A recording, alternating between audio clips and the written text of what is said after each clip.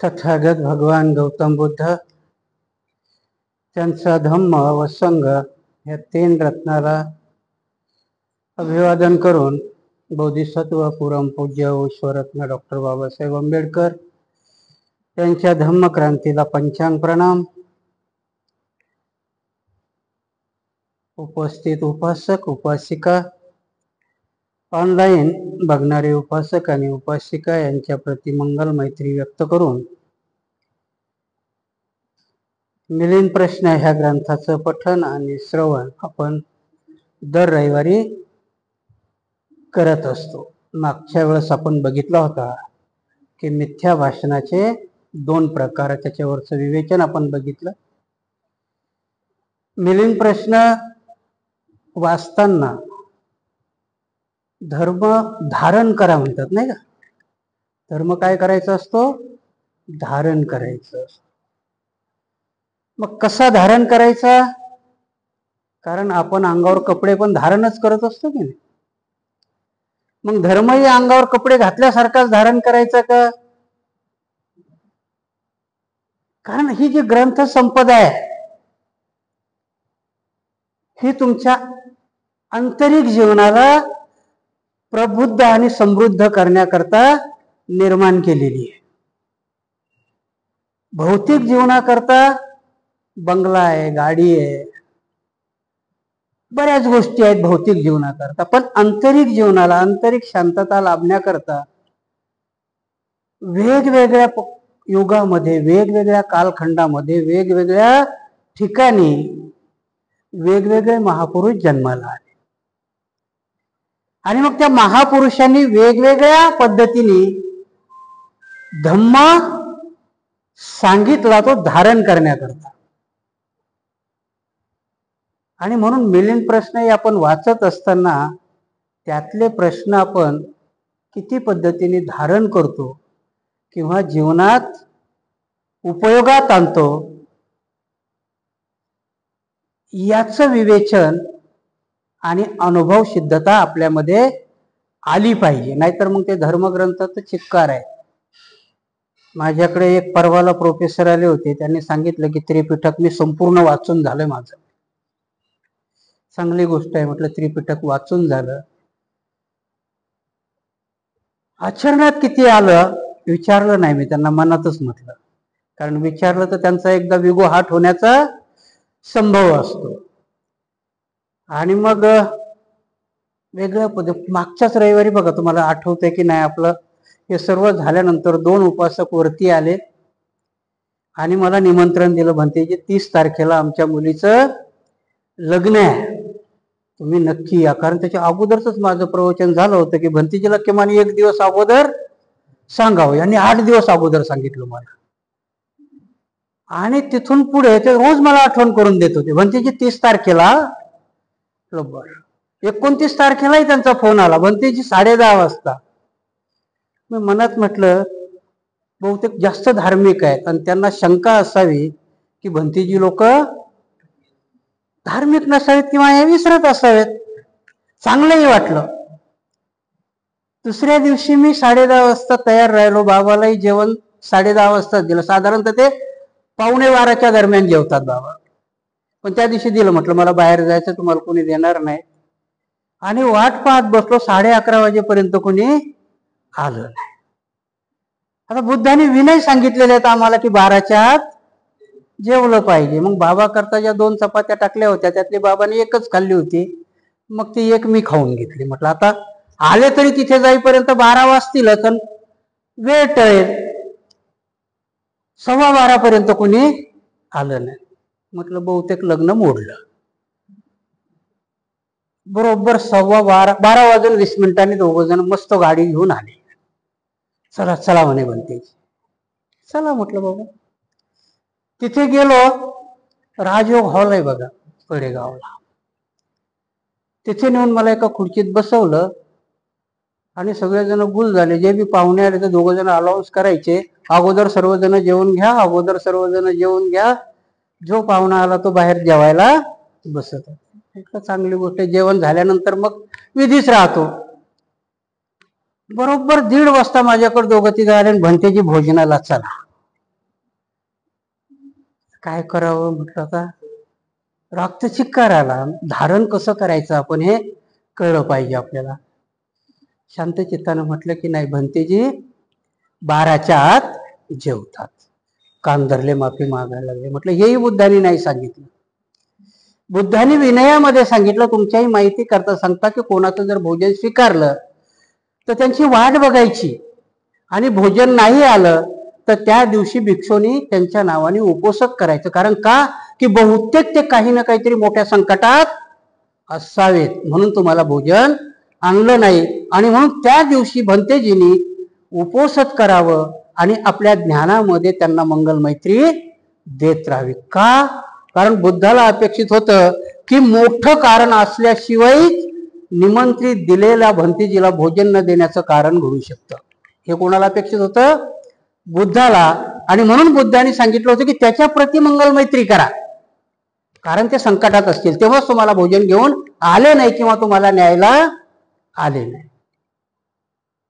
पहिला विनय मी पाळायचो असाच. पण नंतर लक्षात आलं की 1 वाजता ते फोन करून सांगायचे, भंतेजी आम्ही विसरूनच गेलो, तुम्हाला निमंत्रण दिलं. म्हटलं बुद्धाला हे कळलं नसेल का की त्यांच्यावर संकट नाही, ते निष्काळजी आहे. आणि मग तेव्हापासून मी ठरवलं की 11:30 पर्यंत निमंत्रणावाल्याची वाट बघायची आणि मग आपल्याच हाताने जेवून घ्यायचं, उपोषण करायचं नाही. कारण तेवढा सिरियस समाज आता नाही. आता ते करत असताना म्हटलं मग मी जाऊ दे, कारण मी चपाती खाऊन गेलो होतो, माझं पोटात मी टाकून गेलो होतो. म्हटलं आता कोणाच्या करता थांबायचं नाही. तो विनय, कारण विनय पाळण्याकरता पुढचा समाजही त्या लेवलचा आहे का? कारण भगवान बुद्ध परत दुसऱ्या याच्यात सांगतात की पुण्याची पण चोरी होते. पाप जसं तुम्हाला लागतं तसं पुण्याचीही चोरी होते. आणि चोरी करणारा धम्म धारण करणारा नसतो. आणि म्हणून तुम्ही त्याच्याकरता केलेली मंगल मैत्री हे तुमचं पुण्य चोरण्याचा प्रकार आहे. म्हणून पुण्य चोरी होऊ देऊ नाही. आणि मग तिथे 2 वाजेपर्यंत त्यांची जेवण चालले. मी आपल्या त्या खुर्चीत बसलेला होतो. आतून राग यायचा, कारण मी आरंत नाही ना, मी साधा भिक्षू आहे. आरंत असता तर राग नसता आला मला, पण आतून राग व्हायचा. उठून जावं म्हटलं, पडेगावून डायरेक्ट रिक्षाही नाही तिकडे यायला. परत उद्धट भिक्षू म्हणतील आपण निघून गेलं तर. मग कसं तरी करून 2 वाजता आले. बाबा 2 वाजता आले तर त्या स्टेजवरची सजावट सुरू झाली. मग त्या सजावटीमध्ये बुद्धाची मूर्ती ठेव, बाबासाहेबाची ठेव, बाबासाहेबाची डाव्या हाताला, उजव्या हाताला. परत एक जेवून मला विचारायचं, मी खाली बस, भंतेजी बरोबर आहे का? मी म्हणायचो हो बरोबर आहे. हा प्रकार झाल्यानंतर त्या नवरदेवाची की नवरीची आई होती माहिती नाही, पण ते एक मोठं नारळ घेऊन आली आणि त्याच्यात ठेवून दिलं. मग मी मात्र खालून जोरात ओरडलं, म्हटलं ते ठेवू नका, द्या तिकडे फेकून. दिलं बाबा फेकून. आणि मग कसं तरी मी 45 नंतर मी स्टेजवर गेलो. मलाही राग आलेला होता. पुढे पब्लिक मात्र चिकार आले लागलं. त्यातले अर्धे सुटाबुटात, प्रत्येक जण सुटाबुटातला इकडून तिकडे तिकडून इकडे, म्हणजे सगळ्यांना दाखवायचं होतं की आम्ही कसे हे आहे. मी स्टेजवर गेलो आणि माझ्यातला विद्रोही भंतेजी बाहेर आला. माझ्या हातात माईक आला. त्याच्यानंतर मग मी सर्वांना म्हटलं की 10चं मला निमंत्रण होतं, आता 2 वाजले. साधारणतः 4 घंटे तुम्ही वेळ घेतला. आता मी 4 घंटे प्रवचन देणार आणि 5व्या घंट्याला लग्न लावणार. आत्ताच ज्याला कोणाला उठून जायचं त्याने उठून जा. सगळे एकमेकाच्या तोंडाकडे बघायला लागले. आणि म्हटलं मला 4 घंटे प्रवचन देण्याची आदत आहे, कारण तुम्ही जसा माझा वेळ घेतला तसा मी तुमचा वेळ घेतो, तुम्हाला ते आवडतंय का बघा. आणि मग मात्र सगळ्यात चुळबुळ सुरू झाली. त्यांना वाटलं हे खडूच दिसतोय, खरंच 4 घंटे प्रवचन देईल आणि 5व्या घंट्याला लग्न लावायला लागेल. ते दोघंही वरबापोर आले, हात जोडून उभे राहिले. परत त्यांना म्हटलं की मला फक्त तुम्हाला दर्शवायचं होतं की बाबासाहेब म्हणतात की जो समाज वेळेला आणि शिस्तीला महत्व देत नाही तो समाज विकसित होत नाही. हे बाबासाहेबाचे शब्द आहे. नारळावरती थोडंसं सांगितलं की नारळ आपल्या पूजेमध्ये नाही ठेवायचं, कारण ते भंतेजीच्या डोक्याचं प्रतीक आहे. आणि मग मी लग्न लावलं. अंतपाण्यात काही गोष्ट नसते, लग्न बिग्न लागलं, कारण जेवलेलं तर अगोदरच होते ना. आणि मग मी उतरून खाली आलो, म्हटलं आता मला नेऊन घाला. चालत असताना मात्र 2 पोरं मला आडवी आले, 20-21 वर्षाची. मुद्दाम कथा सांगतो मी तुम्हाला. आणि ते बोलले, भंतेजी एक शंका आहे आमची. आता मला पहिलाच राग आलेला होता. आता म्हटलं हा परत शंका विचारतो, याला अगोदर नाही शंका निर्माण झाली. तर म्हटलं राजा, चालताना धम्म विचारू नये आणि भिक्षुनीही सांगू नये. असे कसे धम्मगुरू आहे म्हणे तुम्ही? चालताना नाही सांगायचं, मग का तुम्हाला जेवण दिल्यावरच सांगणार का म्हणे बा तुम्ही? अरे मी म्हटलं तसं समज, कारण धम्म चालताना नाही सांगायचं. नाही म्हणे तुम्ही नारळाचं सांगितलं, भंतेजीचं शिर कसं काय होऊ शकतं? आता मी त्याला परत म्हटलं की तुला जर ऐकायचंच आहे तर विहारात ये. नाही म्हणे मला आता इथून जायचं, मी का तेवढाच वेळ आहे का? म्हटलं तुला वेळ नाही मला वेळ आहे का? हा, तुला चालता चालता भंतीजीनं सांगावं, उद्या तू म्हणशील माझं ढुंगण द्यायलाही या. म्हणे असं बोलायला शोभतं का भंतीजीला? म्हटलं यात काय वाईट बोललो मी? तुला तो अवयव नाहीये का? आणि याच्यात असलेलं काय वाटलं तुला? तो दुसरा म्हणतोय की भंतीजी लोकांना उत्तर नाही देता आलं की असंच करतात. मी म्हटलं याच्या नादी लागण्यात अर्थ नाही. मी त्याला बाजूला सारून पुढे आलो, गाडीत बसलो. गाडीत बसल्यानंतर एका जणांनी दरवाजा उघडला. त्या ड्रायव्हरला म्हटली मला बी यायचे तिकडे भावशिंगपुऱ्याकडे, बसू का? भंतेजी बसू का? म्हटलं बसा ना, माझ्या बापाची थोडी गाडी आहे, यांची गाडी आहे ना, मला नेऊन सोडायला आले. ते गाडीत बसल्यानंतर मात्र मग तिथे सिरियस त्यांनी बोललो, भंतेजी मला भावशिंगपुऱ्याला नाही जायचं, मला औरंगपुऱ्यात जायचंय. पण मी तुमची चर्चा ऐकत होतो. भंतेजी साताऱ्याच्या लोकांचं हेच आहे. आणि मग मात्र मला कसं तरी झालं, कारण पूर्ण जिल्ह्याचं नाव घेतलं त्यांनी. म्हटलं शक्य नाही, असं कसं होईल? समाजामध्ये 2-3 लोक अतिशहाणे किंवा अति असू शकतात, पण हा पूर्ण जिल्ह्याचंच नाव घेतोय. साताऱ्याची मंडळी अशीच आहेत, आणि ते 2 मुलं साताऱ्याचे आहेत. ते बौद्ध भिक्षूला अपमानित करण्याकरता कुठेही सातारची लोक अशीच करतात. माझा विश्वास बसला नाही की ज्या साताऱ्यामध्ये थोरल्या शाहूचं राज्य होतं, ज्या साताऱ्याच्या शाळामध्ये बोधिसत्व शिकले, त्या भूमीमधले लोक बुद्धाला विरोध करणारे, धम्माला विरोध करणारे असतील, कसं शक्य आहे? पण मात्र तिथून माझं विचारचक्र सुरू झालं. आणि मग त्या विचारचक्रामध्ये परत मग मी मिलिंद प्रश्नावरती आलो. राजा मिलिंदांनी असे प्रश्न विचारले होते का? त्याने मला तो मी नारळाचा प्रश्न विचारला. मी तिथे सांगू शकलो असतो त्याला की हे बाबासाहेबांनी लिहिलेलं पत्र आहे दादासाहेब गायकवाडांना, की आपल्या लोकांची लग्न कशी लावावीत, हे बाबासाहेबांनी एका पत्रामध्ये सांगितलेलं आहे. आणि बाबासाहेब त्या पत्रामध्ये म्हणतात की एक माठाचं मडकं असावं, त्याला दोरा गुंडाळावा, त्याच्यात पानं टाकावी, पण त्याच्यावर नारळ ठेवू नये.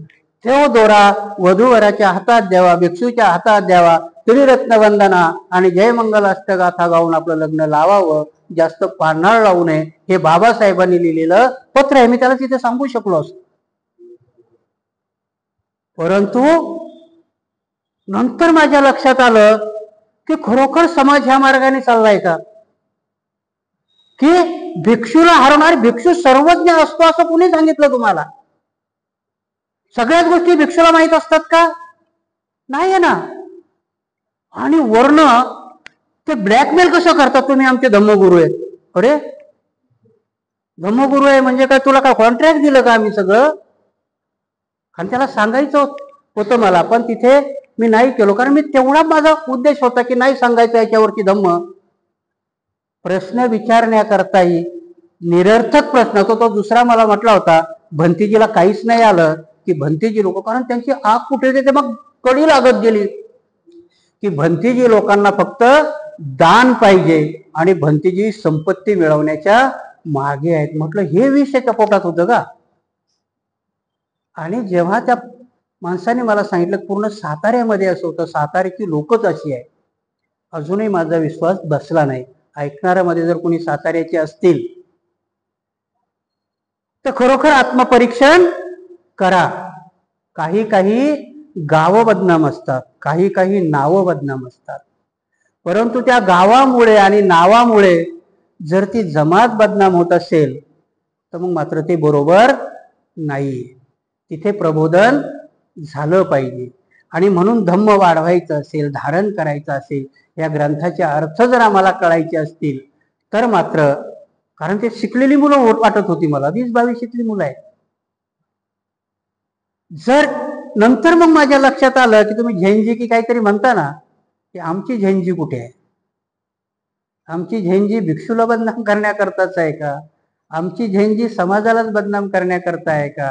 की आमची झेंजी समाजाच्या विकासाकरता काहीतरी करणार आहे, प्रगल्भ करणार आहे, याच्याकरता आहे? आणि म्हणून मिलिंद प्रश्नाचं मला तिथे आठवण झाली की तो राजा मिलिंद किती प्रगल्भ असेल. त्यालाही नागसेनाला भांडवून सोडता आलं असतं ना. त्यावेळेस असे फालतू प्रश्न असतील की नसतील असं नाही. त्यावेळेसचे भिक्षू काहीतरी चुका करत असतील. त्यावेळेसच्याही लोकांनी बरेचसे दान स्वीकारलेले आहेत. आम्रवंश स्वीकारलेलं आहे, वेळूवंश स्वीकारलेलं आहे.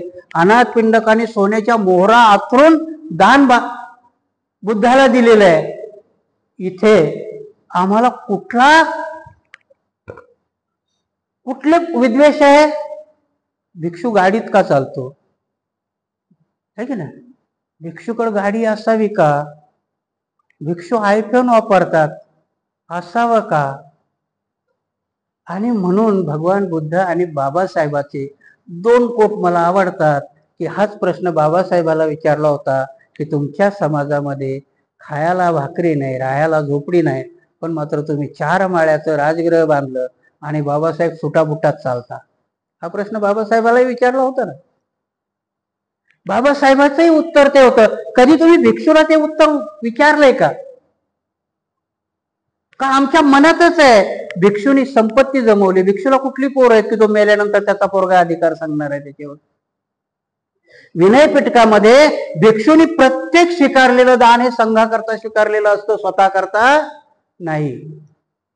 म्हणून ते भिक्षूची वैयक्तिक किंवा व्यक्तिगत मालमत्ता नसते.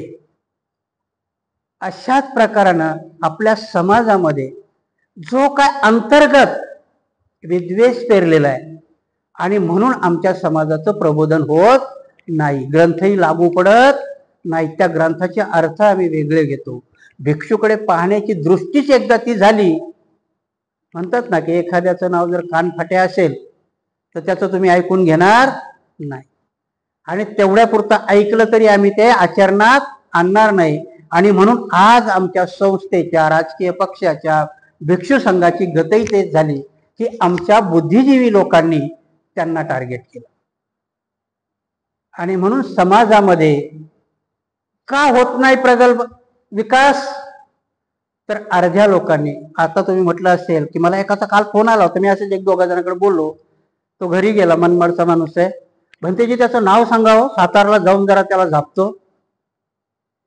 मी म्हटलं वेळ आहेस तू, नाव मला माहिती आहे, मी आताही तुमच्या कोणाकडे ते डिक्लेअर केलं नाही. कारण आपल्यात 2 गट आहेत. एक गट वाईट मार्गाला स्वीकारणार आहे, तू जाऊन त्याला शिव्या दिल्या तर त्याच्या बाजूने उभा राहणारा त्याला हिरो करेल, चांगली लोक त्याला विलन करतील. आणि मला त्याला दोन्ही घडवायचं नाही, ना त्याला हिरो करायचंय ना त्याला विलन करायचं. आणि त्याच्याकरता आपण आपल्याच झालं पाहिजे. आणि म्हणून भगवान बुद्ध सांगतात, बाबासाहेबही सांगतात की प्रत्येक धर्म हा परलोकावरती आधारित आहे, त्याचा केंद्रबिंदू हा स्वर्ग नरक आहे. पण बुद्धाचा धर्म हा माणसाला केंद्रबिंदू मानतो, म्हणून मी तो स्वीकारला. आणि ह्या राजा मिलिंदाने भंते नागसेनाला निरर्थक प्रश्न विचारले नाही. त्या प्रश्नामध्ये काहीतरी अर्थ दडलेले होते. जसा प्रत्येक प्रश्न वाचल्यानंतर आपल्याला काहीतरी आपल्याही मनात संभ्रम निर्माण होतो, पण जेव्हा भंते नागसेन त्याचं उत्तर देतात तेव्हा आपणही संभ्रमातून बाहेर येतो. ह्या संभ्रमातून बाहेर आणण्याचं कामच भिक्षूकडे आहे. भिक्षूंनी संभ्रमित असलेला समाज बाहेर आणावा, परंतु भिक्षूंनी तेवढं चिपही होऊ नये. अभ्या लेबल आहेत आणि मग त्याची किंमत निघून जाते.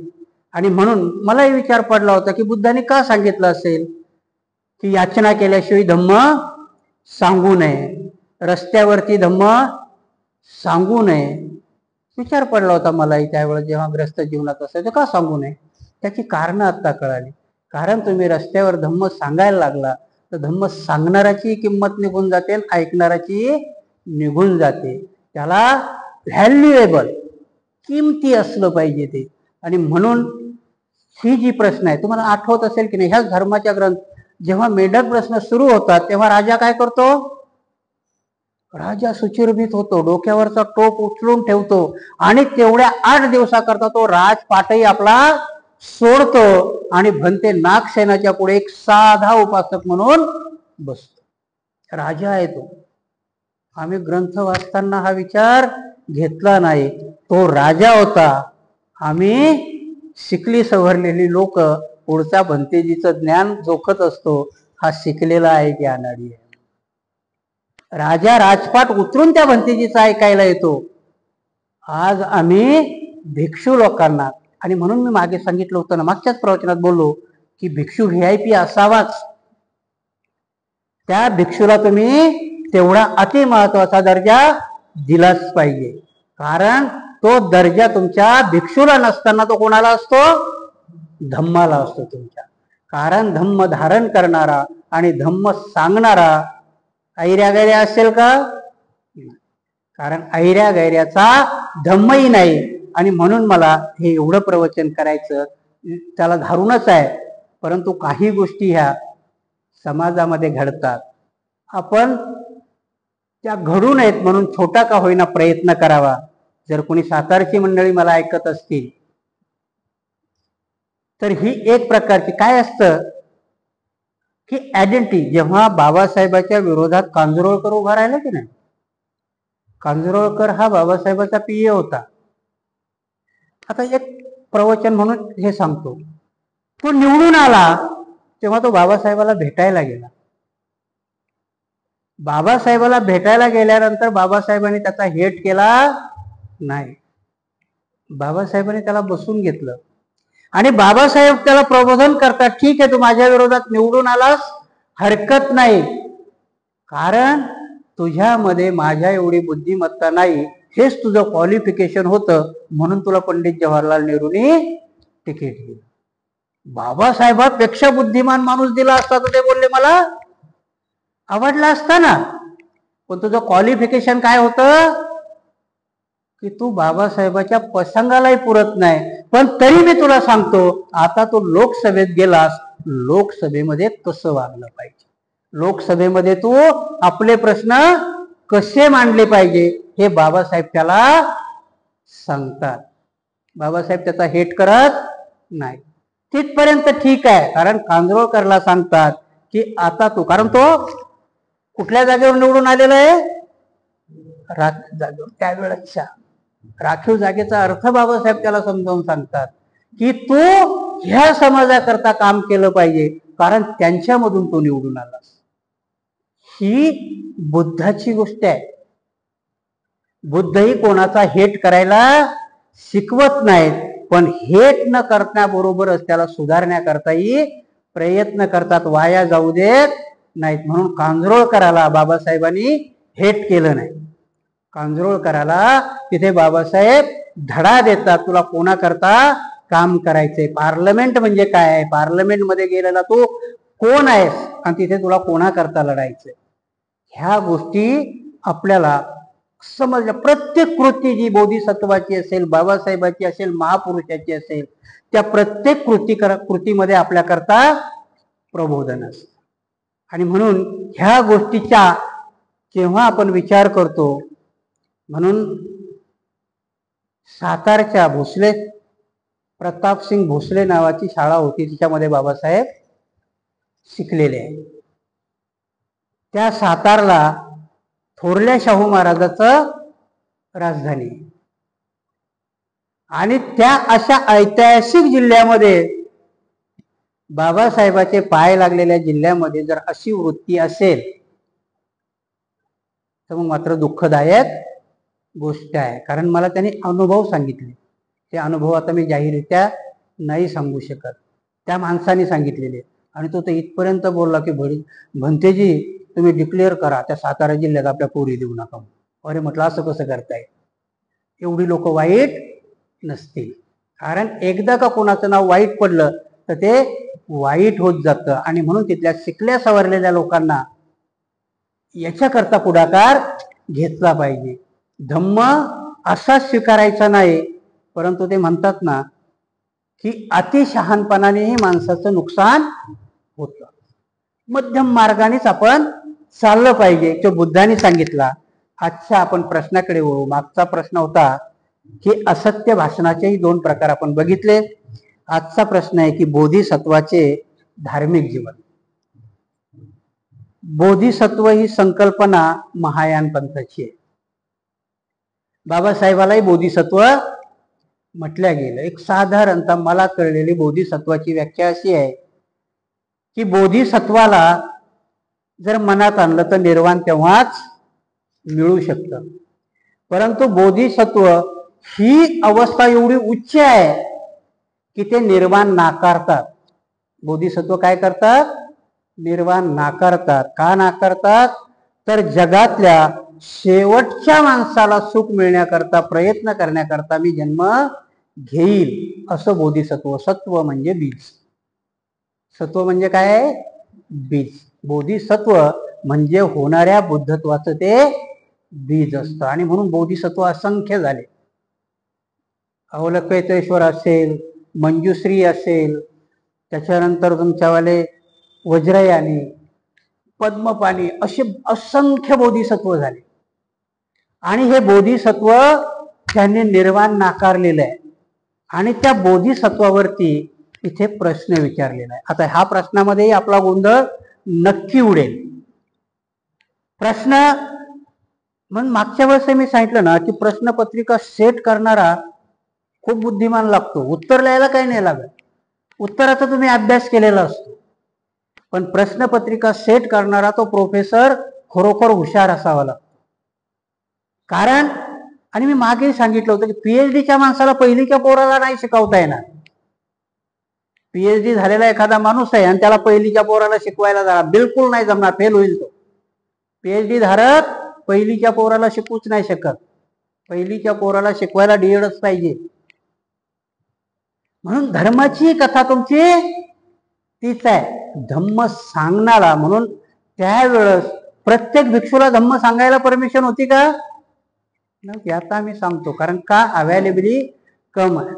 म्हणून आता खेड्यात जर गेलात तर एक शिक्षकी शाळा आहे, एकच शिक्षक सगळ्या 7वी पर्यंत शिकवतो. आमच्या धम्माची गत आता सध्या तीच झालेली आहे. कारण नाविलाज असताना. आणि म्हणून बोधिसत्व, बाबासाहेबाला बोधिसत्वाची उपाधी दिली. केवढ्या करता दिली असेल आणि कुठे दिली ही? कास मांगला. जेव्हा त्या संगीतीमध्ये बाबासाहेब, आणि तेव्हा बौद्धिस्ट झालेले नाही आहेत बाबासाहेब. तिथल्या त्यावेळच्या आणि कुठलीही संगीती बिना अरहंत भिक्षूची होत नाही. अरहंत भिक्षूच लागतो संगीती बनवायला. आणि ती शेवटची संगीती आहे आणि त्याच्यामध्ये बाबासाहेब आहे. आणि त्या अरहंताच्या संगीतीमध्ये बाबासाहेबाला बोधिसत्व ही पदवी दिलेली. काय करू शकत नव्हते बाबासाहेब? भारतामधल्या त्यावेळच्या प्रत्येक पंडितामध्ये बाबासाहेबा एवढा बुद्धिमान माणूस कुणी नव्हता. शैक्षणिक दृष्ट्याही नव्हता, आध्यात्मिक दृष्ट्याही नव्हता, सामाजिक दृष्ट्याही नव्हता. त्यावेळेस जर भौतिक सुखाच्या पाठीमागे बाबासाहेब लागले असते, अतिशयोक्ती म्हणा की काही म्हणा, पण टाटा, बिर्ला, आजचा अदानी, अंबानी यांनी पाणी भरलं असतं एवढी श्रीमंती बाबासाहेबांनी अवश्य कमावली असती. कारण तेवढी पात्रता होती. परंतु त्या सगळ्या ऐहिक सुख नाकारतात बाबासाहेब. बोधिसत्व पदवी का मिळते? अशीच नाही मिळत. जे शक्य असणारे ऐहिक सुख बाबासाहेबाच्या पायावर लोळण घालायला तयार असताना बाबासाहेब ते नाकारतात. कारण का? की एक समाजाचा घटक कितीतरी वर्षापासून खितपत पडलेला आहे, त्याच्या उत्थानाकरता बाबासाहेब ते ऐहिक सुख नाकारतात. की जसं निर्वाण नाकारल्या जातं तसं बाबासाहेबांनी ही सगळ्या प्रक्रिया नाकारलेल्या आहेत. आणि म्हणून बाबासाहेब बोधिसत्व आहे. बाबासाहेबाला बोधिसत्व उपाधी अशीच मिळालेली नाहीये. आणि इथेही राजा मिलिंदाने भंते नागसेनाला बोधिसत्वाच्या धार्मिकतेविषयी प्रश्न विचारलेला आहे. बोधिसत्व काय होतात? बोधिसत्व हे पुढे येणाऱ्या बुद्धाचं रूप आहे. तेच बोधिसत्व पुढे सम्यक संबुद्ध म्हणून जन्माला येणार. आता आपल्यात आख्यायिका आहे ती खरी मानायची नाही मानायची ह्या ज्याच्या त्याच्यावरती प्रश्न आहे. परंतु भगवान तथागत गौतम बुद्धांनी जो प्रजावतीचं चिवर ज्याला दिलं होतं ते बाबासाहेबच होते असे बरेचसे लोक मानतात. येणारे मैत्रीय बुद्धही बोधिसत्व बाबासाहेबच असे बऱ्याचशा लोकांची श्रद्धा आहे. अजून आपण त्या लेवलला गेलो नाही. येणार आहेत की नाही येणार आहेत आपल्याला माहिती नाही, पण ती श्रद्धा बऱ्याचशा लोकांची आहे. कारण बोधिसत्व हे बुद्धाचं बीज आहे, निर्माण होणारा आहे आणि ते बोधिसत्व आहेत. राजा मिलिंदांनी काय प्रश्न विचारलाय तो आज आपण बघूया. भंते नागसेन धर्माची सूची करताना धार्मिक विषयासंबंधाने भगवान बुद्धाने म्हटले आहे की बोधिसत्वाचे माता पिता आधीच ठरलेले असतात. कोणत्या वृक्षाखाली ते बुद्धत्व प्राप्त करतील, त्याचे प्रमुख शिष्य कोण असतील, त्यांचा पुत्र कोण हे आणि असे भिक्षू मनोभावी त्याच्या सेवा करील हे सुद्धा आधीच ठरलेले असते. तसेच तुम्ही लोक तर असे देखील म्हणता की तुषित लोकात वास्तव्य करीत असतानाच बोधिसत्व मोठमोठ्या 8 गोष्टी पाहून घेतात. मनुष्य लोकी जन्म घेण्याकरिता योग्य समय कोणता, कोणत्या द्वीपात जन्म घ्यावा लागेल, कोणत्या स्थळी जन्म घ्यावा लागेल, कोणत्या कुळात जन्म घ्यावा लागेल, कोण माता असेल, किती काळ गर्भात राहावे लागेल, कोणत्या महिन्यात जन्म होईल आणि घर सोडून केव्हा जावे लागेल हे देखील आधीच पाहून घेतात. भंते नागसेन जोपर्यंत ज्ञान पारमिता होत नाही तोपर्यंत अशा तऱ्हेच्या काहीच बाबी समजता येत नाहीत. परंतु ज्ञान परिपक्व मात्र एका क्षणाचाही उशीर लागत नाही. ज्ञान परिपक्व झाल्यावर समजून घ्यावयास कठीण पडेल अशी कोणतीही बाब शिल्लक राहत नाही. तेव्हा मी कोणत्या समयी जन्म घेईल असा समय पाहण्याची त्यांना आवश्यकता काय. ज्ञान परिपक्व झाल्याशिवाय जर काहीच समजून घेता येत नाही आणि ज्ञान परिपक्व झाले की नाही हे समजून घेण्याकरता क्षणाचाही उशीर लागत नाही, तेव्हा मी कोणत्या कुळात जन्म घेईल असे त्यांना कुळ पाहण्याची आवश्यकताच काय. बनते बोधिसत्वाचे माता पिता पूर्वीच ठरलेले असतात, तर मग मला कोणत्या कुळात जन्म घ्यायचा आहे असे ते कुळ पाहतात. ही गोष्ट साफ खोटी ठरते आणि खरोखरच जर ते मला कोणत्या कुळात जन्म घ्यावायचा आहे हे प्रत्यक्ष पाहत असतील तर त्यांचे माता पिता पूर्वीच ठरलेले असतात. ही बाब खोटी ठरते. ही सुद्धा एक दुविधा आपणासमोर ठेवीत आहे, तेव्हा या कोड्याचे निराकरण करा. प्रश्न कसा आहे? मी आत्ताच तुम्हाला सांगितलं की बोधिसत्व हे बुद्धत्वाचं बीज आहे. आपण बुद्ध आणि त्याचा धम्मही वाचला. बाबासाहेबांनी त्याच्याच करता तो ग्रंथ लिहिला की आमच्या मनामध्ये बऱ्याचशा भ्रांती चालू होत्या. जशा राजा मिलिंदाने सुरुवात अशी केलेली आहे की भंते नागसेन मला धम्म कळालाय, माझ्या मनात कुठलाही संभ्रम नाहीये. मी हे प्रश्न विचारतो हेही मला माहित आहे, पण हे मी विचारतोय कोणाकरता की भविष्यामध्ये आपल्या धम्माविषयी असा संभ्रम निर्माण होण्याची शक्यता आहे आणि त्यावेळेस तुमच्यासारखा बुद्धिमान माणूस असेल किंवा नसेल तर तो संभ्रम मिटवण्याकरता मी हे प्रश्न विचारते. भंते नागसेन त्याची उत्तरं द्या. आता आपल्याही मनात गोंधळ नक्कीच झाला असेल, नसेल तरी पण राजा मिलिंदाने प्रश्न विचारल्यावर राजा मिलिंद प्रश्न विचारतात की भगवंत तुम्ही सांगता की बुद्धाला अगोदरच ठरलेलं असतंय माता पिता कोण आहे. तुम्ही बुद्धाची वंशावळ जर वाचली ना, महायानाचा तो ग्रंथ आहे दिव्यावदान, त्याच्यामध्ये अशोकावदान मी म्हणून आहे. त्या ग्रंथामध्ये सगळे बुद्ध आलेले, बुद्धाच्या अगोदर झालेले 27 बुद्ध, त्या प्रत्येक बुद्धाचं नाव, त्यांच्या वडिलाचं नाव, त्यांच्या पत्नीचं नाव, त्यांच्या मुलाचं नाव बघा साम्यता काय आहे, प्रत्येक बुद्धाला आई वडिलाबरोबर पत्नी आहे आणि मुलगा आहे, त्याच्या बरोबरच त्यांना एक आनंदासारखा सेवकही आहे. म्हणूनच भगवान तथागत गौतम बुद्ध काय म्हणतात की मी हा धर्म मी निर्माण केला नाही, मी याचा शोध लावलेला, अगोदरच्या बुद्धांनीच हा धर्म दिलेला आहे. आणि म्हणून इथे राजा मिलिंदांनी प्रश्न विचारला की तुम्हीच म्हणता की भगवान बुद्धाचे माता पिता ठरलेले आहे. त्याच्यामध्ये आपण बघितलं असेल की एक सुमित नावाचा हत्ती महामायेला विनंती करतो की मला तुझ्या गर्भामध्ये प्रवेश करायचा आहे.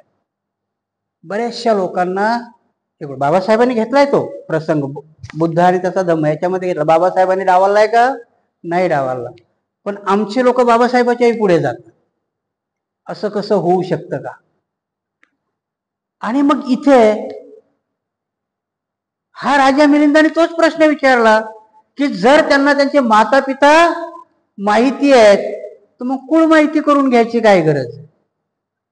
कारण त्रिपिटकामध्ये म्हटलेलं आहे की चांगल्या कुळातच बौद्ध जन्म घेतात, कुळही ते बघून घेतात की मी कुठे. आणि त्रिपिटकामध्ये एका ठिकाणी उदाहरण देतात ते की बुद्धाला जन्म घ्यायला कुठला जन्म असावा लागतो? माणसाचा. माणसाच्या जन्मामधूनच माणूस बोधिसत्व आणि बुद्ध होतात. बोधिसत्व प्राण्यात बी झाले नाही असं नाही, परंतु बुद्ध व्हायला माणसाचाच जन्म घ्यावा लागतो. आणि माणसाचा जन्म घेण्याकरता ही 8 कारणं घडतात की ते माता पिताही ठरवल्या जातात. आणि इथे राजा मिलिंदाने प्रश्न विचारलाय की भगवंत तुम्हीच म्हणता की बुद्ध आपलं माता पिताही ठरवतात, कुळही ठरवतात, कुठल्या महिन्यात जन्म घ्यायचा हेही ठरवतात, घर कधी सोडायचं हेही ठरवतात, आपला उपस्थापक कोण असेल हेही ठरलेलंच असतं. आणि भगवंत एका ठिकाणी तुम्हीच म्हणता की माणसाला जोपर्यंत प्रज्ञा प्राप्त होत नाही तोपर्यंत काही गोष्टीचा उलगडा होत नाही. मग ह्या 2 गोष्टी कशा सोबत चालतील? कारण तुम्हीच सांगता, आताही आहे तुमचं विज्ञानही काय सांगतं की विज्ञानही सांगतं की मूल जन्माला आल्यानंतर त्याची बुद्धी विकसित असते का?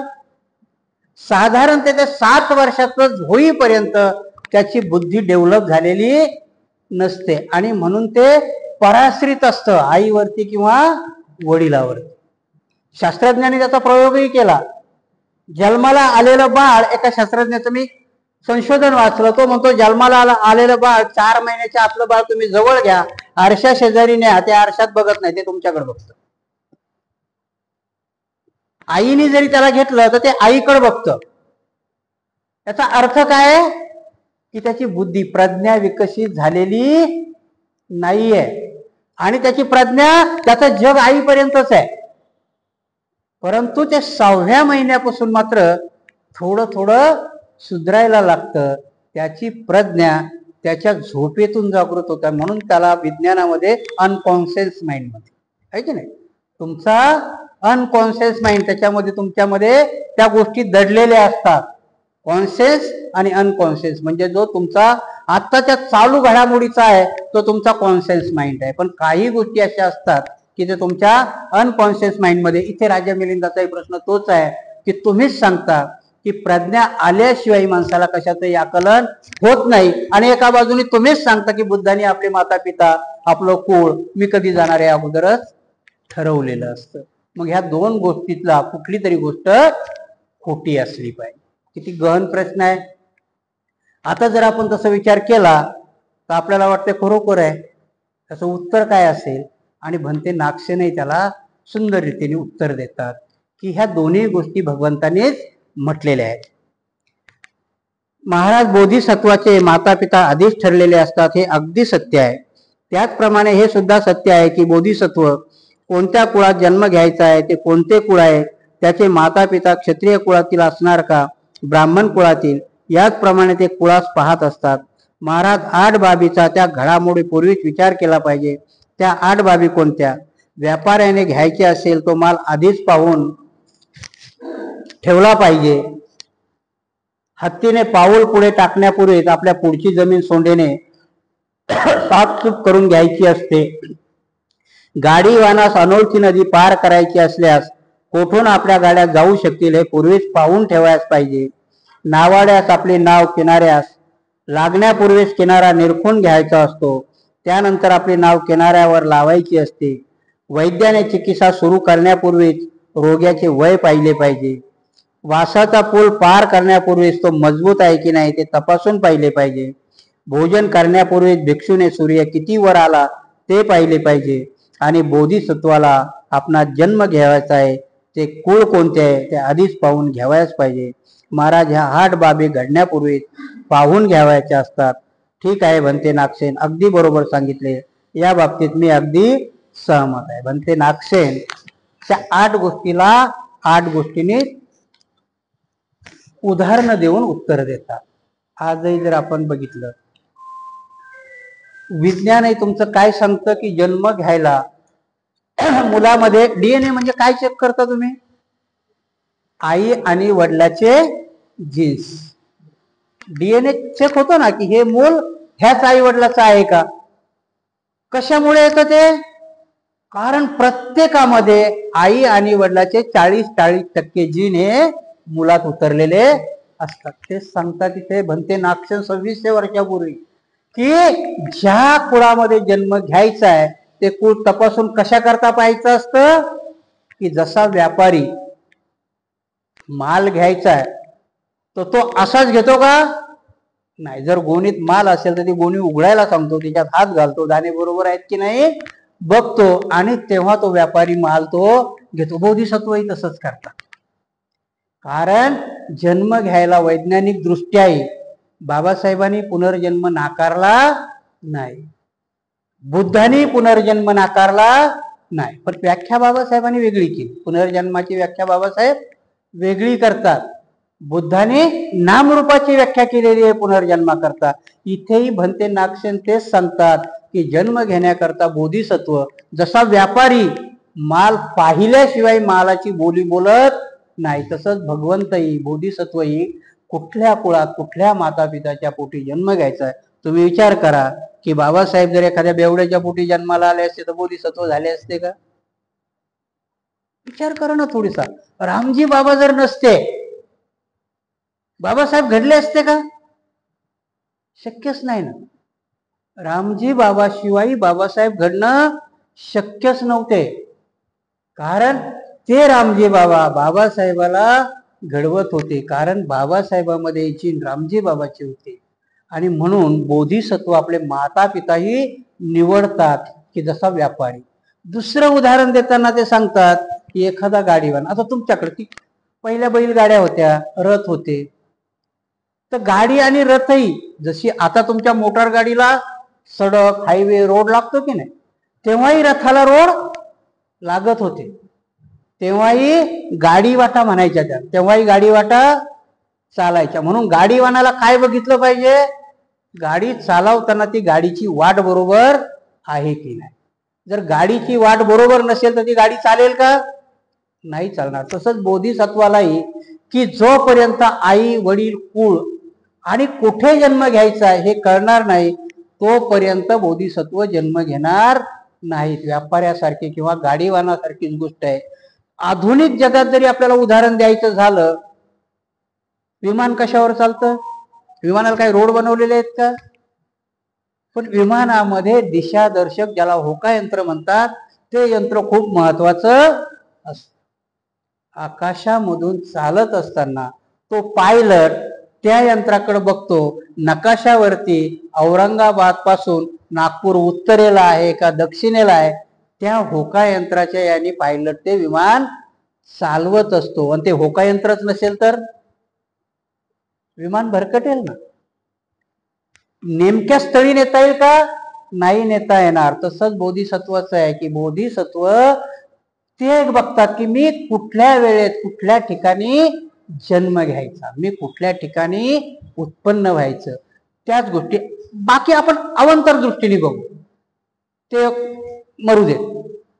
पण जर समजा परिस्थिती अशी आहे की आदिवासीचा इलाका आहे, कुटुंब डोंगरातच राहतंय आणि 50-50 किलोमीटर पर्यंत कुठलीही रहदारी नाही, तिथंच ते पिकवतात, तिथंच ते खातात, तिथंच ते होतात, तिथं राजा निर्माण होईल का? नाही होणार. कारण राजा निर्माण व्हायलाही आजूबाजूला ते लोकेशन असावं लागेल, ती परिस्थिती असावी लागेल. छत्रपती शिवाजी महाराजाचा जन्म शिवनेरीवरती होतो. शिवाजी महाराज मावळ्यामध्येच खेळायला जातात लहानपणामध्ये, बालवयामध्येच त्यांच्यावरती तो संस्कार झाला जातो. कथा सांगताना सांगतात त्यांना रामायण सांगितलं. मला नाही वाटत जिजाऊने त्यांना रामायण सांगितलं असेल. जर रामायण सांगितलं असतं तर शिवाजी महाराजाच्या गड किल्ल्याचे गडकरी लखोजी झाले नसते, रायभान झाले नसते, रायनाग झाले नसते. कारण रामाने शंभूक मारला, शिवाजीनेही मारला असता ना. म्हणून जिजाऊने ते सांगितलं असेल का? नाही. कारण तो मावळ्यामध्ये खेळण्याची परिस्थिती होती आणि म्हणून बोधिसत्व अशाच परिस्थितीमध्ये जन्म घेतात की ती आजूबाजूची परिस्थिती त्यांना घडवत असते. आणि म्हणून नागसेन पंतजी सांगतात की ते वचन बुद्धाचं आहे. बुद्ध सांगतात की बोधिसत्व जन्म घ्यायला माता पिताही निवडतात, कुळही निवडतात, त्यांचा उपस्थावक कोण असतं हेही आधीच ठरलेलं असतं. आणि म्हणून बाबासाहेबही बुद्ध आणि त्याचा धम्म ह्या ग्रंथामध्ये 5 लोकांचा जन्म सांगतात. कोण 5 लोक होती ती? त्यांच्या बरोबर जन्माला आलेले. त्याच दिवशी कंथक नावाच्या घोड्याचा जन्म होतो, त्याच दिवशी छन्न नावाच्या त्यांच्या मित्राचा जन्म होतो, त्याच दिवशी यशोधरा नावाच्या पत्नीचा जन्म होतो आणि त्याच दिवशी बोधी वृक्षाचा जन्म होतो. ते अगोदरच ठरलेलं असतं. हे वास्तवात आपण पाहिलेल्या गोष्टी आज अस्तित्वात आहेत की नाही? हा इतिहास अस्तित्वात आहे आणि म्हणून बुद्धाचा इतिहास नाकारू शकत नाही, कारण तो साक्षीवरती आधारित आहे. तो इतिहास सापडतो. रामायण हे मिथक आहे. रामायणाला मेटाफिजिक्स मानायचं तर माना, नाही मानायचं तर नका मानू, पण बुद्धाला नाकारता येणार नाही. बुद्ध तुम्ही नाकारूच शकत नाही, कारण बुद्ध जिथे जिथे नाकारायला जाणार तिथे तिथे भूमीतून बुद्ध वर येणार. कारण बुद्ध तुम्ही नाकारू शकत नाही. आणि म्हणून इथे राजा मिलिंदाने विचारलेल्या प्रश्नालाही भंते नागसेन सांगतात की राजा, भगवान बुद्धाने सांगितलेलं तेही वचन खरं आहे की बुद्ध जन्माला यायच्या अगोदर या सगळ्या गोष्टी ठरलेल्या असतात. आणि म्हणून आजही आपण काळाच्या कितीही पुढे जाण्याचा प्रयत्न केला तर बुद्धाला डावलून जाऊ शकत नाही. बुद्ध नाकारताच येत नाही. आणि मग जेव्हा बुद्ध नाकारता येत नाहीत आणि स्वीकारता येत नाही, मग तेव्हाची कृती होते म्हणजे RSS.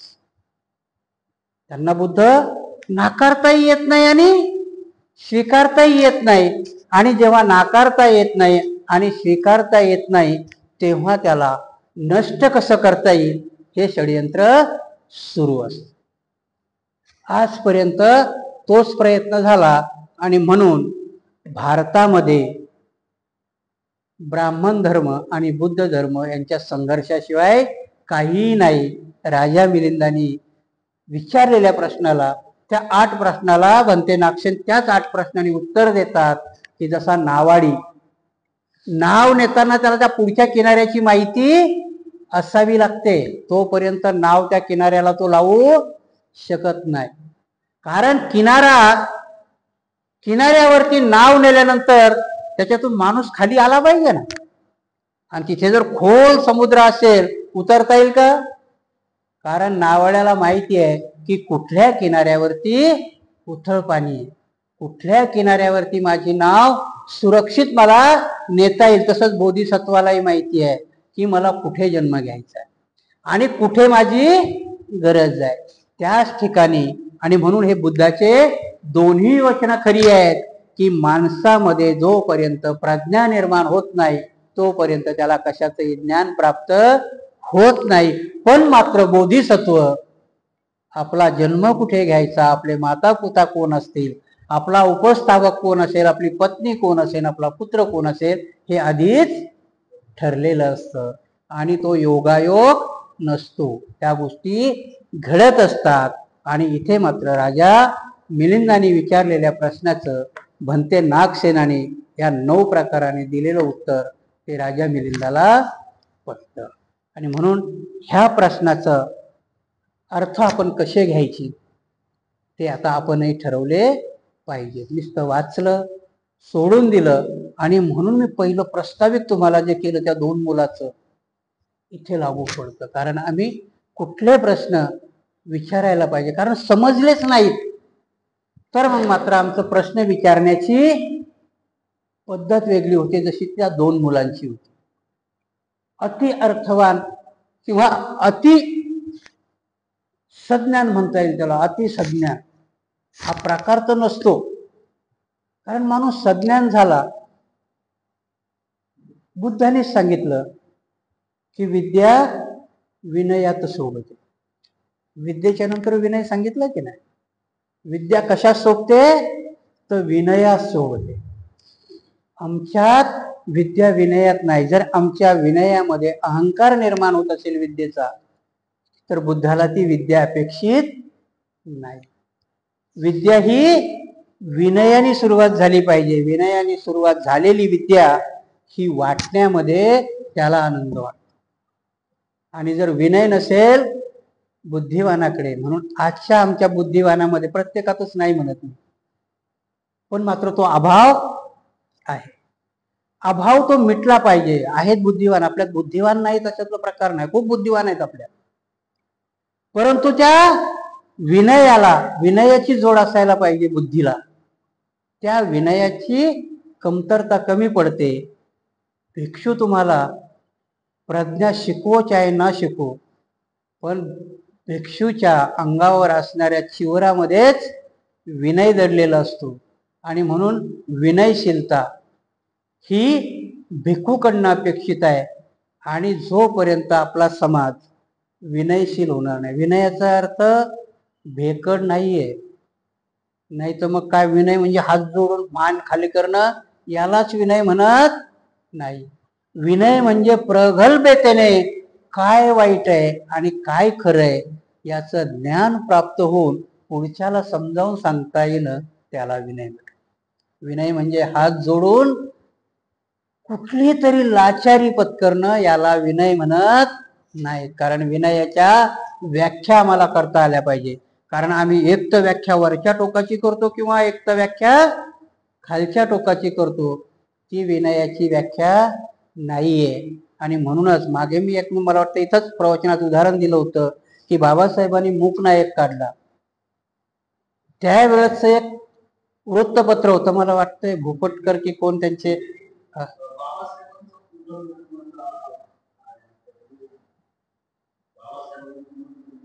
हो, बुद्ध आणि त्याच्या धम्मामध्ये बाबासाहेब सरळ पुनर्जन्माविषयी लिहितात. जर तुम्ही वाचलं तर बाबासाहेब म्हणतात, पुनर्जन्म होण्याकरता की जसं बुद्धाने नाम आणि रूप सांगितलं तसे हे 4 महाभूत जर एकत्र येत असतील तर त्यालाच प्युअर पुनर्जन्म म्हणता येईल, असं बुद्धाने त्याचा धम्म याच्यामध्ये म्हटलेलं आहे. आणि म्हणून बाबासाहेबांनी, कारण काय होतं आम्हाला, मी जसं सांगितलं की आम्ही शब्दशः समजून घेण्याचा प्रयत्न करतो. ग्रंथ समजून घ्यायला आम्हाला मधल्या ओळी वाचता आल्या पाहिजे. क्रांती आणि प्रतिक्रांतीमध्ये बाबासाहेबाच्या शोध ग्रंथामध्ये बाबासाहेब सगळ्याच गोष्टी खुल्या करून नाही सांगत, त्या समजून घेण्याच्या आहे. आणि जेव्हा आम्हाला समजून घेता येत नाही तेव्हा आम्ही सगळेच जण म्हणतो की बाबासाहेबांनी पुनर्जन्म नाकारला, बाबासाहेबांनी देव नाकारला, बाबासाहेबांनी जातक कथा नाकारल्या. नाकारल्या म्हणजे काय याची तरी व्याख्या आम्हाला माहिती आहे का? बाबासाहेब ज्या पद्धतीने पुनर्जन्म, बुद्धाने त्याचा धम्मामध्येच बाबासाहेब म्हणतात ना की पुनर्जन्म जर घडायचा असेल तर हे 4 महाभूत एकत्र आली पाहिजे. आणि ती जर तंतोतंत एकत्र येत असतील तर तो पुनर्जन्म निर्मळ आहे. बाबासाहेब म्हणतात असा पुनर्जन्म घडणं खूप रेअर आहे.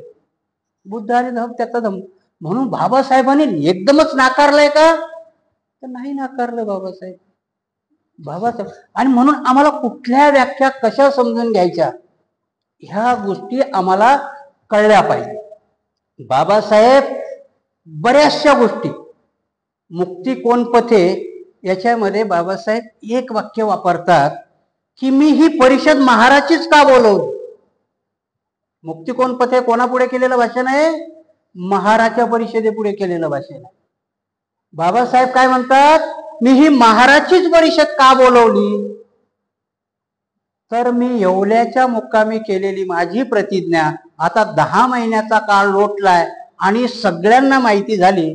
पण मला जर आजमावायचं असेल आणि मी ही जर सर्व समावेशक सभा बोलवली तर मला कळणार नाही कोण तयार आहे आणि कोण तयार नाही. हीच गत आमच्या बुद्धिवंताची. मुक्ती कोण पथे त्यांनी कोणाकरता वापरलं होतं? महार संभार मांगा करता. आज आमच्यातल्या बायफर्केशन झालेल्या बुद्धिवंताकरता तेच आहे. आम्हाला त्या व्याख्याच कळल्या नाही. बाबासाहेबाला काय अपेक्षित होतं आणि मग आम्ही शब्दशः अर्थ घेतला. बाबासाहेबाला पुनर्जन्म मान्यच नाही आणि मग आम्ही चारवाक बनतो. चारवाकचं तत्वज्ञान तेच आहे ना. यावम जीवेत सुखम जीवेत ऋणम कृत घृतम पिये. तो म्हणतो कर्ज काढा घी प्या पुढचा जन्म नाही. बुद्ध नाही म्हणतात त्याला. बाबासाहेबही नाही म्हणतात त्याला. कर्ज काढून दिवाळी करू नका म्हणतात बाबासाहेब. चारवाक पसंत नाहीये बाबासाहेब. कारण बाबासाहेब जर चारवाक असते तर बाबासाहेबांनी धम्मच दिला नसता तुम्हाला. बाबासाहेब म्हटले असते बुद्धीला पडते तसं वागा सोडून दिलं असतं ना तुम्हाला. बाबासाहेब नाही म्हणतात ते. बाबासाहेब म्हणतात आत्मसन्मानाकरता आणि माझ्या पुढील जगण्याकरता मला धर्माची आवश्यकता आहे.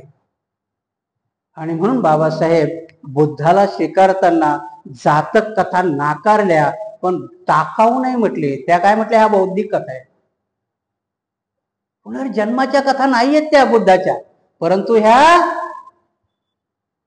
बौद्धिक कथा आहे की ज्या पुढच्याला सांगण्याकरता पुढच्याला शहाणं करण्याकरता. आणि म्हणून तिथे त्याच्यावरती जातक कथावरती PhD झाल्यात ना कितीतरी संशोधन आहेत. मग आम्ही आमच्या धर्मात आज काय होतं? आमच्या भिक्षूचाही तोच प्रॉब्लेम झाला. भिक्षूचा प्रॉब्लेम काय? आम्हाला बुद्ध सांगताना मग आम्हाला ब्रह्म्याने बुद्धाला तयार केलं त्रिपिटकात आहे ना. मग आमची घाबरगुंडी उडते. कारण आम्हाला ब्रह्मा कोणाचा माहिती आहे? त्यांचा ब्रह्मा माहिती. तुमचा ब्रह्मा जेव्हा पर्यंत तुम्हाला कळणार नाही तोपर्यंत सांगू नका. जर तुम्हालाच नाही कळलं तर सांगता नाही येणार ना.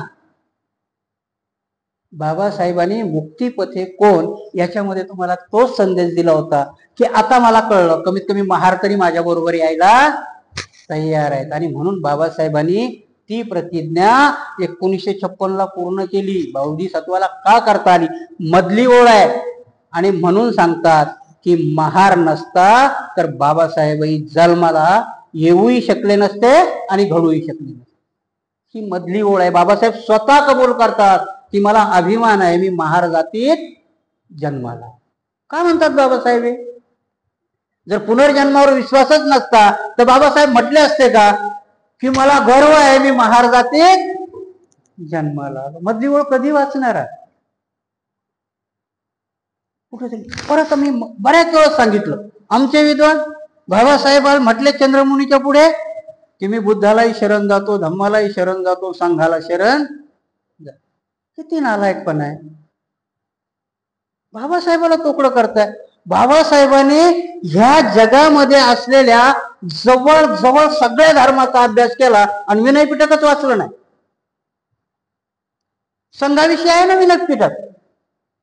चंद्रमुनी कोण ऐकावं लागलं त्याला? सोपटीपन्न भगवतो सावक समज. विद्वान सांगतात आमचे की चंद्रमुनींनी सांगितलं बाबासाहेब तसं नाही हो. जो सन्मार्गावर संघ आहे त्याला शरण जायचं.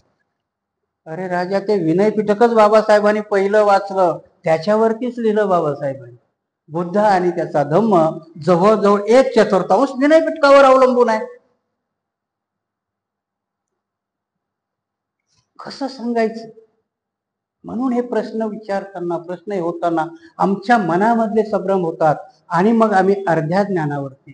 दोष नाही द्यायचा मला कुणाला. मी मागे तुम्हाला सांगितलं होतं ना की एका मोठ्या माणसाचा मला फोन आला, नाव मुद्दाम सांगत नाही, त्यांचंही तेच होतं.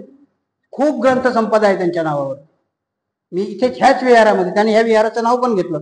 तुम्ही त्या विहारामध्ये प्रवचन करता करता आमच्या 2-4 लोकांची नावं घेतली आणि तुम्ही सांगितलं की असं असं आहे. मी म्हटलं सांगा बाबा, मी लाख भिक्षू असेल पण मला समजावून सांगा ना. जर मला पटलं तर मी त्याच विहारामध्ये माफी मागून परत तुमचं नाव घेईन, पण जोपर्यंत मला तुम्ही समजावून नाही सांगणार तोपर्यंत कसं सांगू.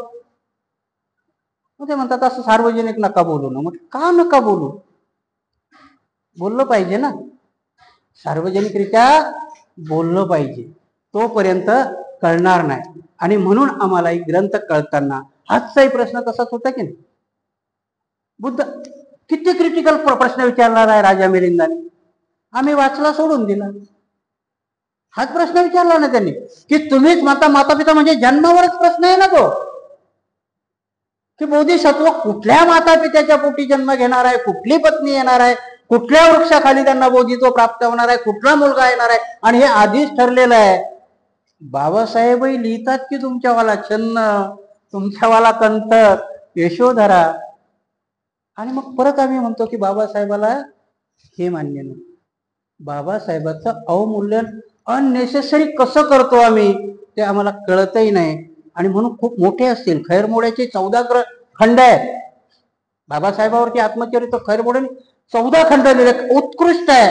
पण एका दृष्टीने लिहिलं, मायेसाहेबाला विलन करून टाकलं. आणि तिथे कळते खैरमोडे बाबासाहेबाला दर्शवतात की बाबासाहेबाला सगळ्या गोष्टी निवडता आल्या, बायको नाही निवडता.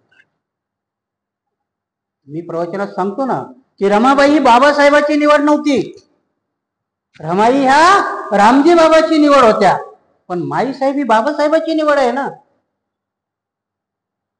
त्या बोधिसत्वाला आम्ही नाकारतो, त्यांना त्यांची बायको नाही निवडत आहे. कुठली वळ वाचतोय. बाबासाहेब मेले त्यावेळेस माई साहेबाचं वय आहे 39 की 42 वर्षाचं. 92व्या वर्षी मेल्या त्या. त्या बाईच्या मनात आला असतं तर आजही 42व्या वर्षात पुनर्विवाह होतो. तिला जर घृणाच असती बाबासाहेबाची, केला असता, नावच पुसून टाकलं असतं ना. घृणा असणारा माणूस नाव जपत नाही. वैधव्य पत्करलं तिने आणि माई साहेब म्हणूनच मेल्या. कधी करणार आहे आमच्या समाजात? आजही आमचं गाणं त्याच्यावरती असतं. आमचे गायकही गाणं लिहितात, आमचे श्रोतेही ऐकतात आणि जयंतीमध्ये वाजवलेही जातात. काय कथा आहेत पाहिजे, कुठून तरी आम्ही सांगतो ना मित्रांनो.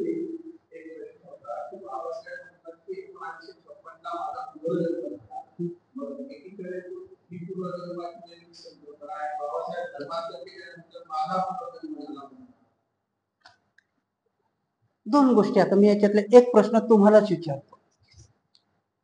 जेव्हा आपण जन्माला येतो, परफेक्टपणाने सांगा बरं की तुम्हाला सांगता येईल का की मी ह्या ठिकाणी जन्माला आलो, माझे हेच मायबाप होते, मला दवाखान्यात आदली बदली नाही केलं, सांगता येईल कोणाला? उत्तर आहे त्याच्यावरती. त्याच्यावरचं उत्तर आहे, तुम्ही ND तिवारी नावाचा मुख्यमंत्री जर ऐकला असेल तर 42 वर्षाच्या पोराने सिद्ध केला तूच माझा बाप आहेस. ह्या गोष्टी आम्हाला कळेल. बाबासाहेब का म्हणतात की बाबासाहेब म्हणतात लाखो वर्षापासून मला माझ्या समाजाला या लोकांनी माणूस म्हणून जगूच दिलं. कोणाचा जन्म आहे तो पुनर्जन्म? माणसाचा आहे. मी आजपर्यंत जनावरासारखा जगत होतो. कोणता पुनर्जन्म आहे तो? आज मी माणूस झालो. मी एकटाच माणूस झालो का? पुढच्यांनाही माणूस बनवलं, तो माझा पुनर्जन्म आहे. आई बापाच्या पोटी जन्म घेणं, एका योनीतून दुसऱ्या योनीत जन्म घेणं, ते जन्म वेगळे. बाबासाहेबाला हे अपेक्षित होतं. मी प्राण्याचा माणसात आलो, हा माझा पुनर्जन्म होता. आम्ही आई वडिलाच्या जन्माशी नातं जोडतोय बाबासाहेबांच्या त्या वाक्याचं.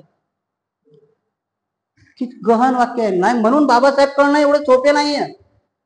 बाबासाहेब कळायला PhD धारक नसावा, गाडगे बाबा लागतो, एकही वर्ग न शिकलेला, त्याला कळले बाबासाहेब, शोधत गेला बाबासाहेबाकडे, पंढरपूरची आपली धर्मशाळा तो बाबासाहेबाच्या ओटीत टाकतो. आम्ही नाही टाकत हो 4 रुपये ओटीत, आणि आम्हाला बुद्धिमान बाबासाहेबाचा पुनर्जन्म नाही कळला आम्हाला, तो पुनर्जन्म म्हणतात बाबासाहेब. आजपर्यंत आम्ही कुत्रे आणि मांजराचं जीवन जगत होतो, त्या जन्मातून आज आम्ही माणसात आलो. हा माझा पुनर्जन्म आहे. आता मी माणूस झालो, मला कोणी गुलाम बनू शकणार नाही, हे सांगायचं होतं बाबासाहेब. ही व्याख्या होती बाबासाहेबाची. तो पुनर्जन्म, हा पुनर्जन्म. 22 प्रतिज्ञा तरी कळाल्यात का आम्हाला? मी ब्रह्म विष्णू महेश यांना देव मानणार नाही, त्याची पूजा करणार नाही, ही बाबासाहेब का देतात वंदना? का बाबासाहेबांनी पालीचा शब्दकोश लिहिलाय, पाली भाषेचा शब्दकोश. पालीमध्ये त्याचा अर्थ मराठी, इंग्रजी आणि गुजराती. बाबासाहेबाला 9 भाषा येतात, त्या 3 भाषात केलेला आहे. त्या बाबासाहेबाला पाली मधला तो अर्थ माहिती नाही का, की नथी मे शरणंगायम,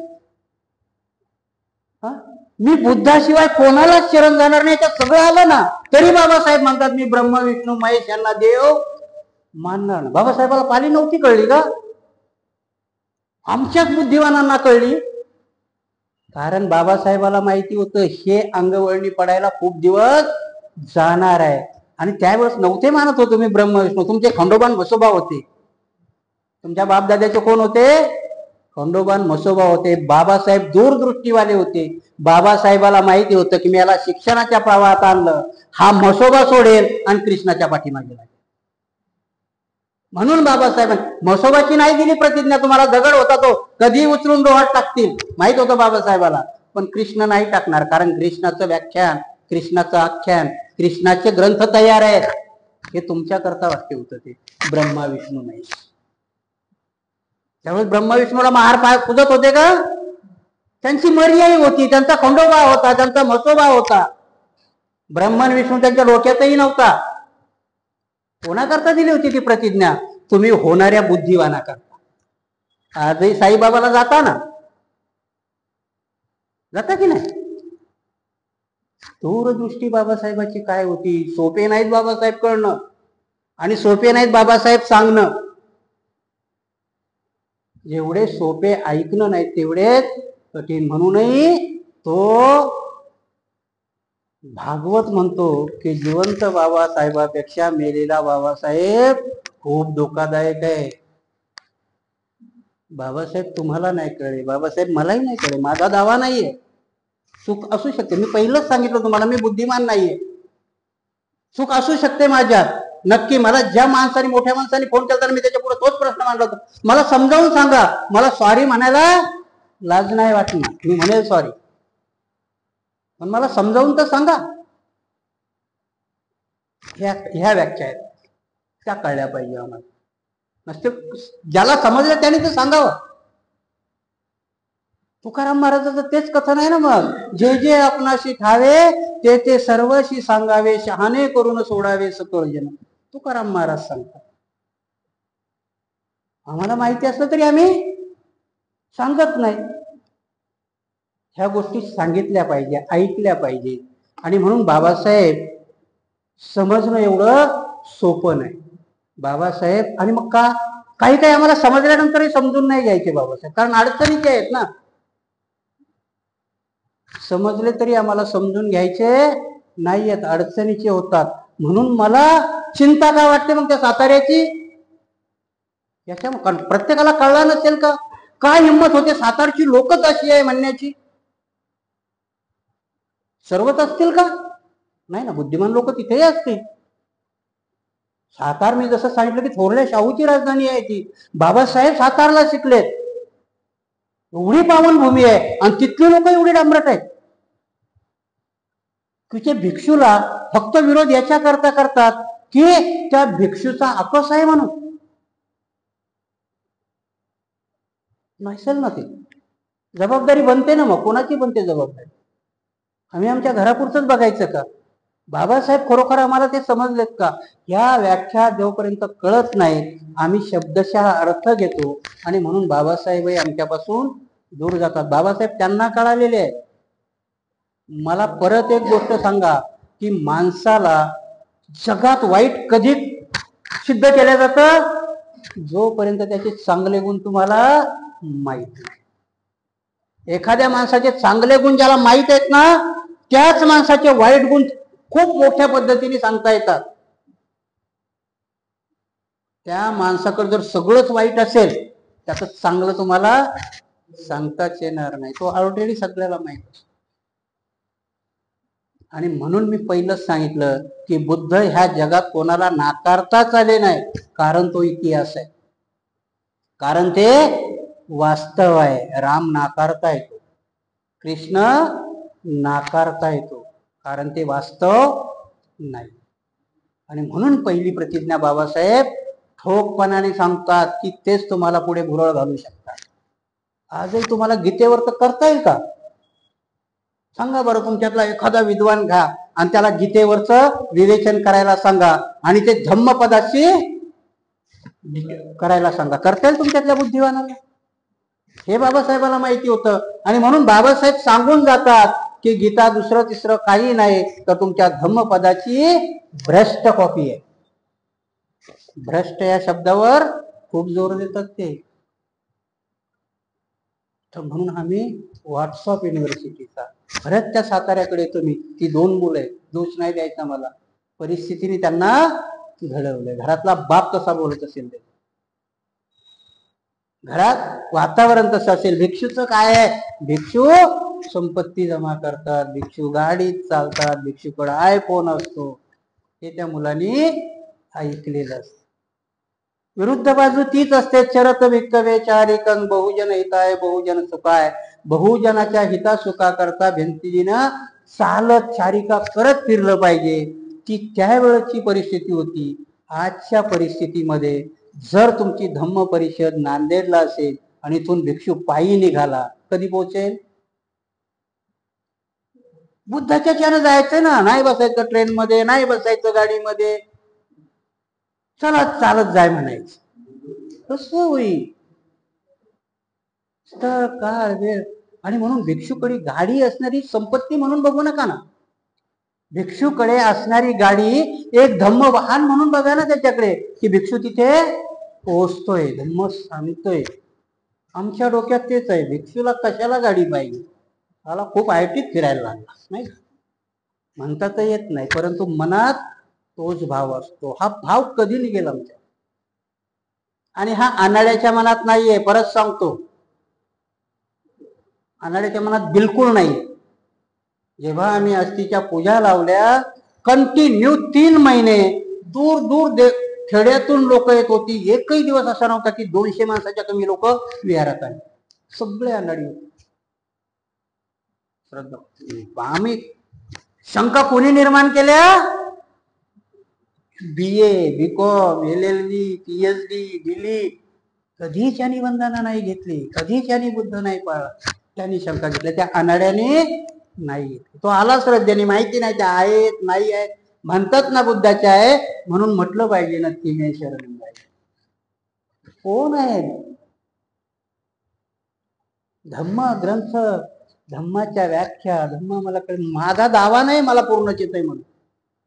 मी बोलत असेल याच्यातही बरंच चूक असेल, मोडीफाय करा ना त्याला, मोडीफाय करा. सांगा, तुम्हाला नसता करता येत मला सांगा, भंतीजी हे चुकीचं आहे, अशा अशा ठिकाणी असं असं आहे.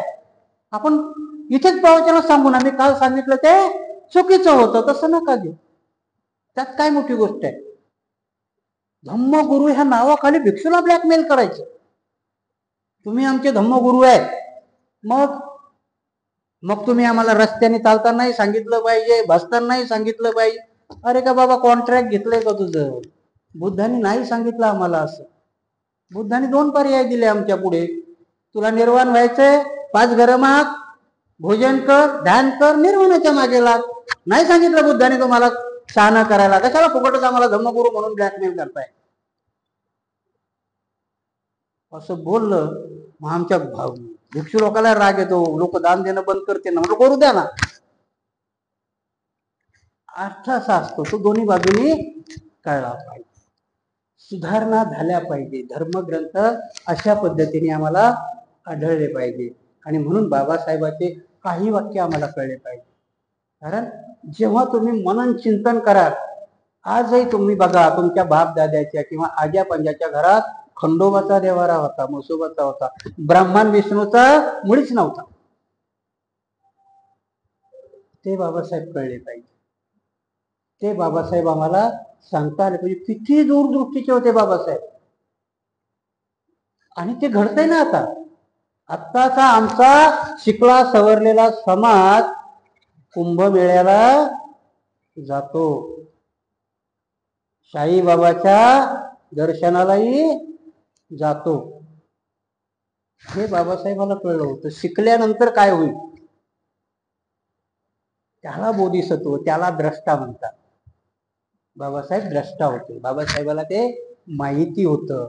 तसेच बुद्ध द्रष्टा होते की पुढे चालून 4च लोकांचं कुटुंब राहील. म्हणून बुद्ध सांगतात की 4 लोक एकत्र आले की संघ निर्माण झाला. बऱ्याचशा गोष्टी लांबल्यात. म्हणून आजच्या प्रश्नाने जेव्हा राजा मिलिंद प्रश्न विचारावे, म्हणून मी सांगितलं ना की जोपर्यंत राजा मिलिंद तुम्ही होणार नाही तोपर्यंत नागसेन तुम्हाला मिळणार नाहीत. अपेक्षा करू नका. नागसेन कधी निर्माण होईल? नागसेन त्यावेळेस काय कधी निर्माण झाला? त्या संघाला प्रयत्न करावा लागले. राजा मिलिंदाला कोणीच हरू शकत नाही. त्याच्या नगरीतले संत लोक पळून गेले होते, कोणीच थांबत नव्हते. त्याला हुक्की आली की तो जायचा. तू संत आहेस ना, बैस माझ्या पुढे, सांग माझ्या या प्रश्नाची उत्तर. असणारी सगळी संत, सगळी योगी, सगळी लोक पळून गेली. आणि मग भिक्षू संघाला विचार करून नागसेनाला निर्माण करावा लागलं. तो भाग सोडून द्या. तुषित देशात गेले, स्वर्गात गेले, याच्यात गेले, तो भाग सोडून द्या. पण नागसेनाला निर्माण करावं लागलं राजा मिलिंदाच्या प्रश्नाला उत्तर देण्याकरता. नागसेनाला उत्तर द्यायला विचारणारा प्रश्न मिलिंद फालतू प्रश्न होते का?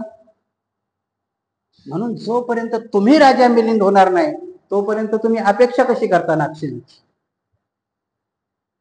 आहे की नाही? मुलगा मराठीच्या शाळेत घालून एबीसीडी बोलण्याची अपेक्षा आहे की नाही? इंग्लिश मध्ये घालावं लागेल ना त्याला, तर तो एबीसीडी बोलेल. तुम्हालाही जर त्या टाईपचा, मी विनोदाने मागे सांगितलं नाही का, कोणाला घेऊन येता तुम्ही दीक्षा द्यायला आमच्याकडे? भंतीजी हे दारू पेत, याला दीक्षा द्या.